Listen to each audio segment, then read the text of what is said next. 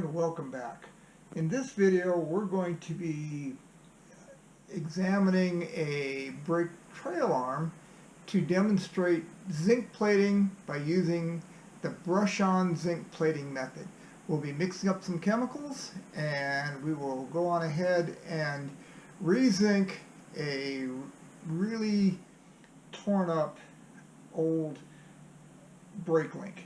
It's been painted over, the zinc has been damaged, it's got places where it's just bare metal, so we'll go on ahead, get that all cleaned up, and then we'll go ahead, put some new zinc on it, and make the part look brand new. So we'll get to mixing the chemicals so you can see how it works. It's a relatively simple process, it's cheap, and I'll explain as we go along. So we'll get right to it. So first things first, we'll take a little bit of acetone and we're just going to soak this thing down a little bit. Now it's easy to do. I can use this right on the bench because the bench is made out of steel, and we will get this thing, we'll see if we can get this to dissolve some of this nasty black paint. We just get it loosened up. And take a paper towel and we'll soak some of this in and let's see what it does.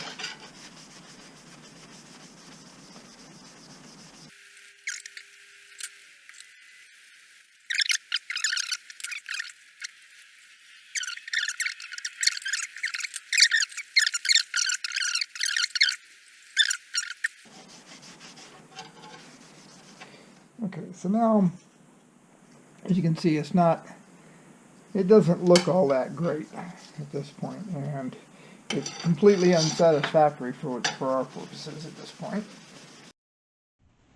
Okay, the first part of this process is we're going to have a little tray that we will be mixing the chemicals in. It's got a lid so we can seal it off and use it again. We've got a couple pieces of zinc. Now these are just, I got these off of Amazon. They are just 100% pure zinc. It's just pure zinc anodes. They're about $5. You can go to Home Depot and just get some zinc flashing, or you can actually use an old battery. You can just take a battery and skin it, and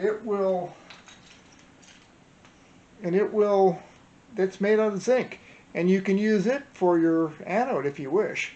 But for mixing the chemicals, the best thing you can do is to, once you get the chemicals mixed, you take your anodes and you put them in with power going to them, and you let it sit for a little while, and that will kind of energize the solution so it makes the zinc plating easier. You do not need to do it, it just makes it easier. I've done it many times without doing that process, but it's supposed to make it much better. So we'll try it. So in this case, I already know that this thing will hold about 16 ounces. So our mixture is relatively simple. We're going to be using distilled water, and just plain old distilled water. And it's going to be 2 parts of this. Then we use some regular cooking vinegar. Do not get that extra strong 30% stuff. It's way too strong, and boy, it'll stink up the whole shop for a long time. So you just get some regular old distilled white vinegar. It's a couple dollars. And then you need a little bit of sugar. This is some powdered sugar that I stole from the kitchen. Don't tell my wife. And it dissolves nice and easy. You can use, and then you need some salt. Now I've got some Epsom salt, which is, I guess, fine, but you can use table salt. Just use some plain old fine granulated table salt. It probably dissolves better anyway. So what we'll do, and then of course I've got a little ratio right here, and a ratio right is a great way for mixing oils. So if you need 32:1, it will tell you how to, you can just, there's graduated marks for it. It tells you in cc's, it tells you ounces, it tells you all sorts of mixtures that you can do.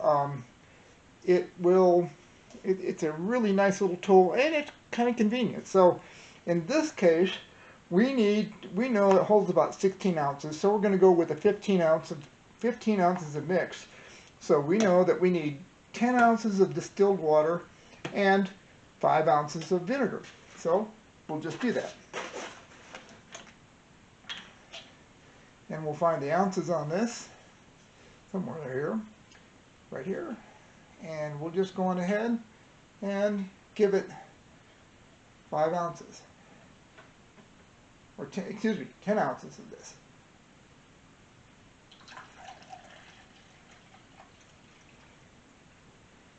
And there's our 10 ounces. And we'll pour that right in. And that gets us to close to 2/3 full.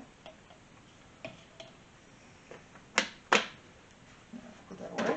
And then we get our vinegar. And we'll get 5 ounces in that. And that's about here on this.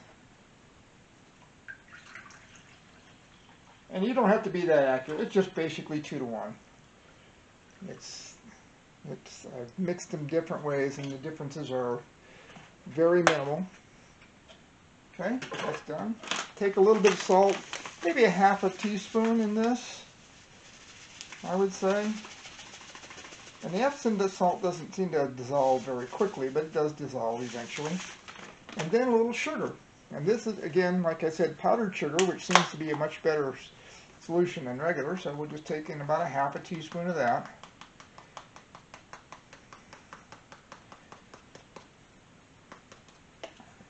Now, we can let that dissolve a little bit.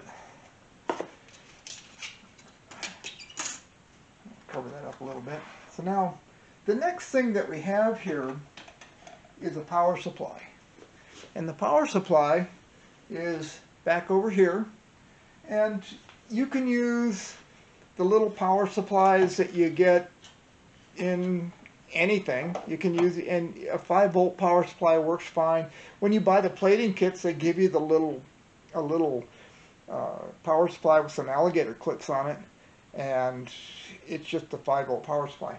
This power supply was really inexpensive on Amazon. It was like $25, but it allows me to adjust voltages for doing electronic projects, and I can use it for putting 12 volts into things or whatever. But for plating, it's a really easy tool. You just make sure it's not shorting out here, and just turn it on, and you can adjust the voltage to what you want. Relatively simple, and you can limit how much current it's going to have. So in this case, what we're going to do is we're going to take our positive from our power supply, and we're going to hook it to one side of this, and we'll just put it into our solution. And we'll just get the solution starting to cook a little bit. That's really what we want to do. Then we take the negative side, and we will put it in the solution. And on the power supply, it shows that it's starting to draw some current. It's only drawing about 0.03 amps at this point, so there's not a lot of current going through that. And that's because the salt really hasn't dissolved yet. It takes a little bit of time, but as soon as that salt starts to dissolve, it will start conducting much better, and that's what you're trying to do. So we're going to let that sit for a little while, and once we do that, then we have a solution that we can do our brush-on plating. And when we do our brush-on plating, it will be extremely easy to get to use our anodes.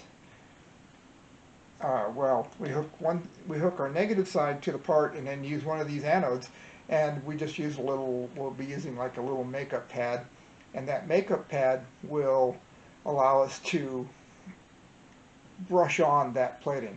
It goes through the makeup pads, through the mixture. So once we'll let this cook for a little while, and a couple hours or whatever it's going to be, and then we'll come back and we'll plate up the part. So the next thing we need to do before we start doing any plating is we'll take our positive anode here, and I'm going to put a little bit of a bend in it because it kind of makes it so we can brush on a little bit. Then all that we do,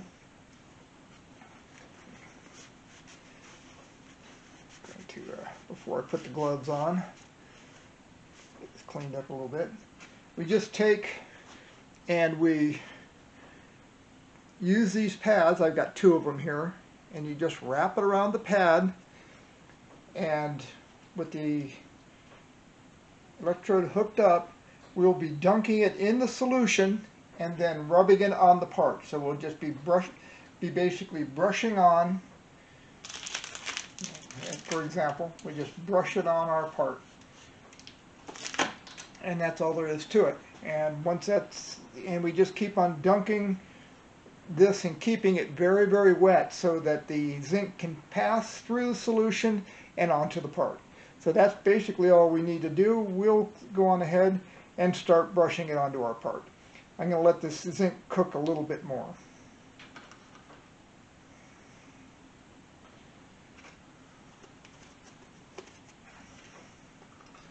And if you look, you see the current is starting to go up. If you look right here, there is a number of how much current. That was at 0.08, and now that the salt has dissolved, the current is starting to come up a little bit, and the solution is now getting zinc throughout the whole solution, so it helps make the zinc plating a little bit easier. So while we're waiting for our solution to cook, we need to get this guy cleaned up a little bit. So what we're going to do is we're going to take some sandpaper and get this thing so all the blemishes are off and it looks a little better. So this is some 400, and I'll work at it a little bit and see if I can't get all the damaged areas off. So we have a nice surface to work with.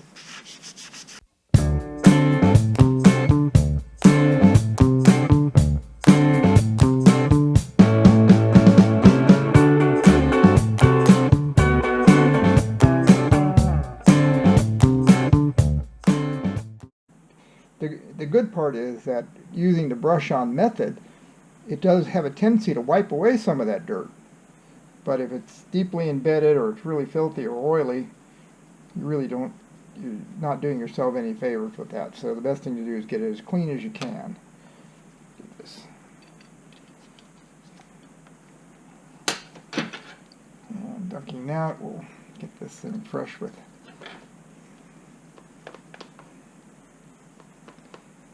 zinc.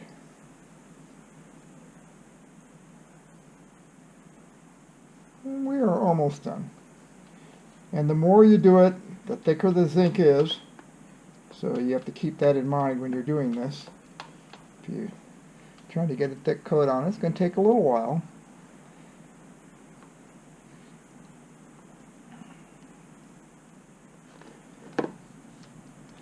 And another thing you can do is when you have a pan of solution like this, what we can do here is put the end of the piece in and just let it cook in there a little bit.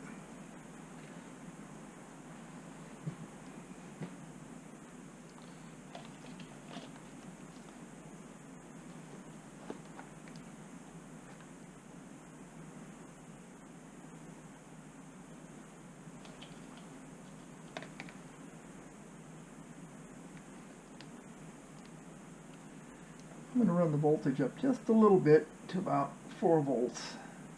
Well, let's go to 3.5.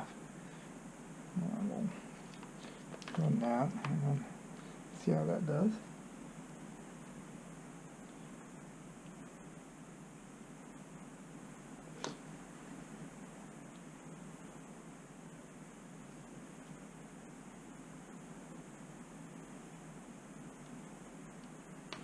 And we'll flip it around.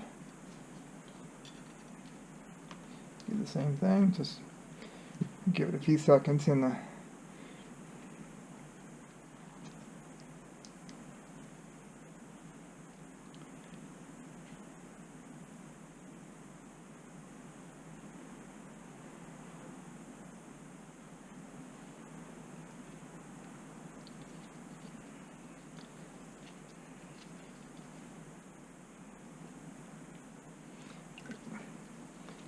little solution on here and just work this a little bit.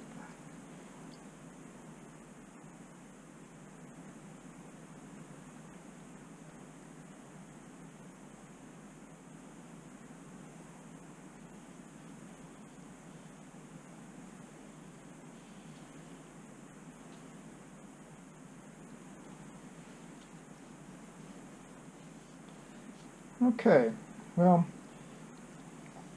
this will turn out pretty good. So what I'm going to go do now is I'm going to go rinse this.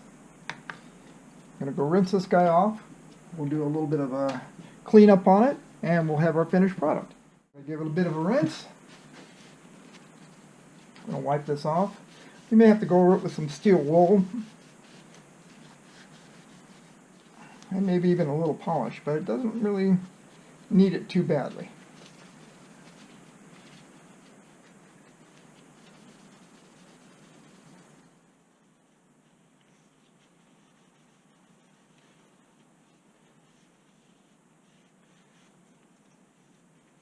And let's give it a little steel wool just for laughs.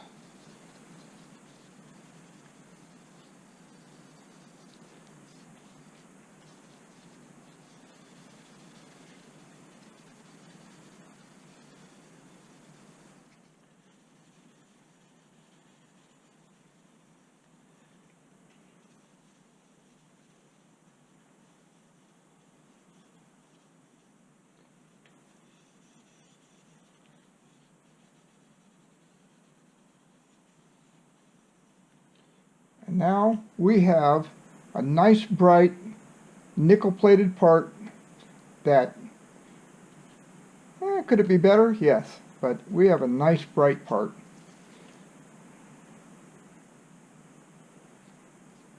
And all for a little vinegar and a couple little zinc plates. These are a few cents. And no big dunking baskets, no big ordeal here. I just have this little guy here. I'll cover it up and I'll be able to use, I'll just continue to keep on using it for all sorts of parts. But that part is bigger than any kind of basket and it looks great. Now I can give it a little bit more. Well, let's make it look great. Let's go for it. Now, let's take a little bit of Autosol in a rag and let's just really give it a shine. And if we were to have prepared a little bit better, we could make it look like chrome. And we'll get this guy cleaned up. A little more Autosol.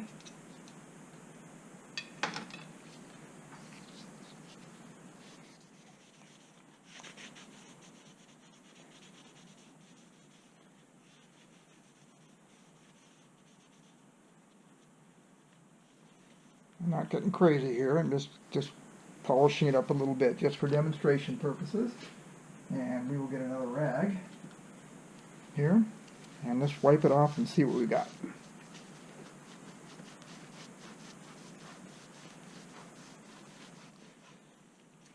The Autosol really does a good job of evening things out.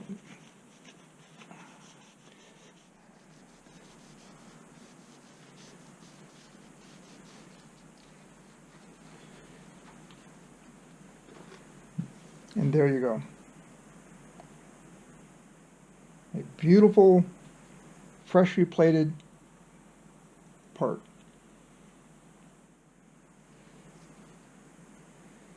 And for 5 cents worth of vinegar, about 5 cents worth of salt, 5 cents worth of sugar, maybe, and 10 cents worth of